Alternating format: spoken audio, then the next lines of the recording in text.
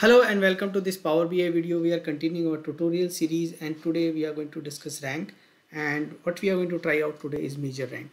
So before we start that, let's create a table visual, and there we are going to put brand and sales, and then we are going to try the brand sales. So I've created a visual. Let me put sales out here and let's put brand. So item brand we are going to take and we are going to place it before this one. Okay, and let's sort it this in. So look at the data. So some gap, no, this is, we need more space out here. So let's go and make it a bit larger, and this is sales. Let's make it bit smaller, something like that. Okay, now let's go ahead and create the rank. So we call it, let's say, sales rank. So sales rank, how we are going to get it? We are going to use rankx function. Let's create again. So we are going to call this say sales rank, but let's first create it and then we'll rename at the end. So rank, and then we say all, but this time we are going to take only item brand. So we are going to create a rank on item brand. So we take an item brand, and then we, please take a measure here. If you are not taking a measure and you say want to say sum of sales, instead that use calculate sum of sales, otherwise you might not get correct values. So we need to have a calculate. Descending is by default, so we could have left everything out, but we are going to use descending. And the next item is dense. So basically if you have rank 1, 1 and 2, so then it is dense. If you get 1, 1 and 3, means basically when there is a skip in the rank, and then next rank is jump plus. So 1, 1, and so it should already cover 2 ranks. So then this is 3, then that's known as skip rank. So we are going to have a dense rank out here, and before we save this formula, let's call it sales rank.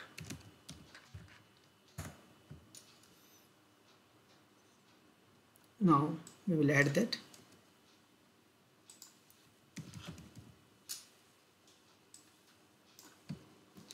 Okay, so we got the correct ranks out here, but so this is working correctly. So this is what we needed, and now let's try to check it with some filters. So let's say we put category filter.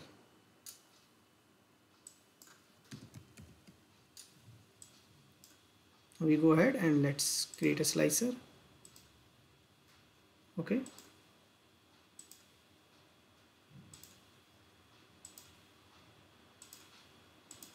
so this is working fine, and now let's go ahead and create one more. So this time what we are going to do is, let's create the visual. So let's add the table visual. Let's take a matrix, and here what we are going to take, we are going to take category, and then we are going to take brand. Okay, so inside of the category we have taken brands, and let's take sales, and then let's put it into the values, and let's expand all. Okay, and then also add a rank. So let's sort descending out here.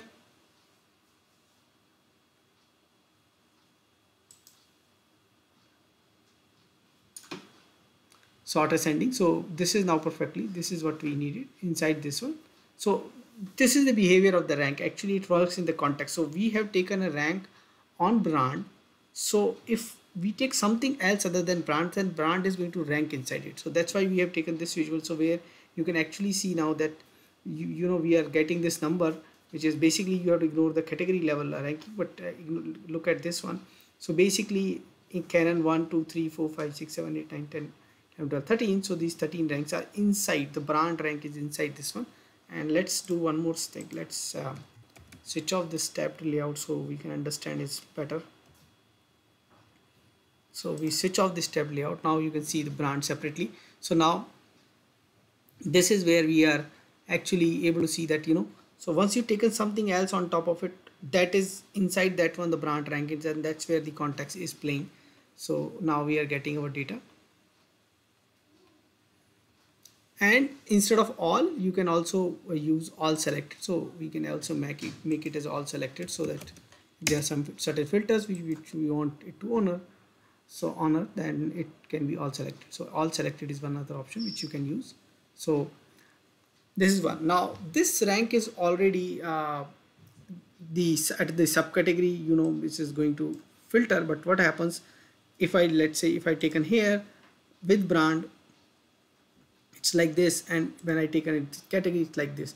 What happen if I actually wanted it always to be like category brand rank? So can we create a categorical rank, or where we have two levels? So same thing we are going to do now. Let's do one more step. Now we're going to take this rank, and what we are going to do is let's create one more rank. So now this we are going to create sales rank 2, and let's copy this, and then let's say we want item category also. So we'll say item category comma item brand, and on top of that let's put filter. So filter all selected item category and brand, and then we are saying where, but we have taken category. So category is equal to max of category, and close max, close filter, and see what else. So again sales, next item is empty, dance, and this one. So let's see. Now this sales rank 2,